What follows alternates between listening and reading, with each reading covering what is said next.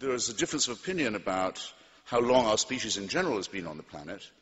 It's a flash of a second in evolutionary time. Richard Dawkins thinks it might be as long as 250,000 years. You make it 250,000. Francis Collins, the man who did the DNA decoding, the Human Genome Project, who's, by the way, another Christian scientist, or rather, scientist who is a Christian. I won't make that mistake again. You know what Mark Twain said about the work of Mary Baker Eddy, the Christian Science writer, founder of it, her books? Chloroform in print, he said. This is a digression. It's a digression. Francis Collins says at least 100,000 years. We can show we've been around for that long. It's quite a long time. I'll take 100. Never mind. I don't need 250,000 for my point. Make it 100,000. 100,000 years, people have been, our species have been around on this speck. Born, usually dying. Actually, a great number of them in childbirth wouldn't have got beyond being born.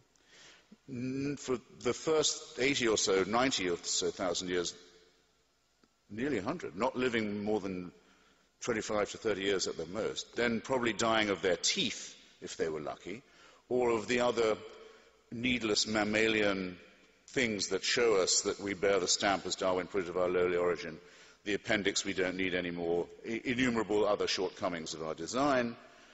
We're designed to live on the savannah that we've escaped from. Terrible disease, suffering, misery, malnutrition, and fear. Where do the earthquakes come from? Why is there an eclipse? What are the shooting stars doing? And awful cults of sacrifice to try and ward off what are in fact natural events. And war, and rape, and the kidnap of other peoples, and the enslavement of them. All of this goes on, gradually inching up to the point where you can brew beer, a breakthrough in my view, domesticate animals, separate one kind of corn from another. So very millimetrical progress, but terrible struggle, sacrifice, pain, misery, and above all, fear and ignorance. And you have to believe this if you believe in monotheism. For the first 97, 98,000 of this, heaven watches with indifference. Oh, there they go again. That whole civilization's just died out. Well, what are you going to do? They're raping each other again. They're poisoning. They think that the other tribe has poisoned the well, so they're going to kill all their children. Just watch all that. 3,000 years ago at the most, it's decided, no, we've got to intervene now.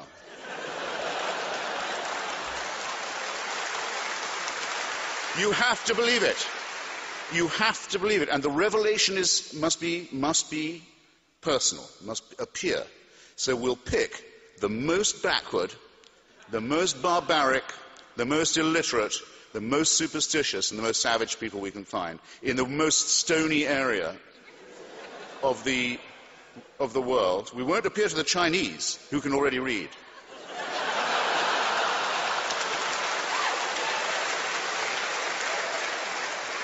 We won't appear in the Indus Valley, where they know a thing or two and they're already, they're very far advanced. No. We'll appear to this brutal, enslaved, hopeless, superstitious crowd, and we'll force them to cut their way through all of their neighbors with slaughter, genocide, and racism, and settle on the only part of the Middle East where there's no oil.